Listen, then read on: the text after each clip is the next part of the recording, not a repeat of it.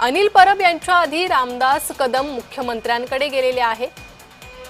मुख्यमंत्री देवेंद्र फडणवीस यांना पत्नीच्या जळीत कांडाची माहिती ते देणार आहेत। तर परबांच्या आधी रामदास कदम मुख्यमंत्र्यांकडे जाणार आहे। कदम कुटुंबीय आणि पत्नीची बदनामी सहन करणार नाही। अनिल परबांविरोधात न्यायालयात जाणार, रामदास कदम यांनी हा इशारा दिला आहे।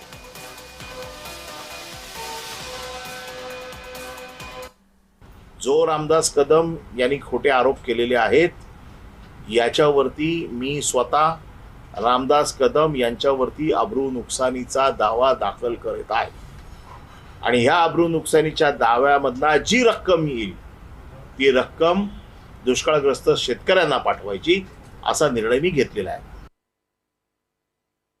मराठी माणसाच्या टाळूचं लोणी खातो, बिल्डर कडून गाड्या घेतो, 2-2 गाड्या घेतो। कुठली गाडी आहे?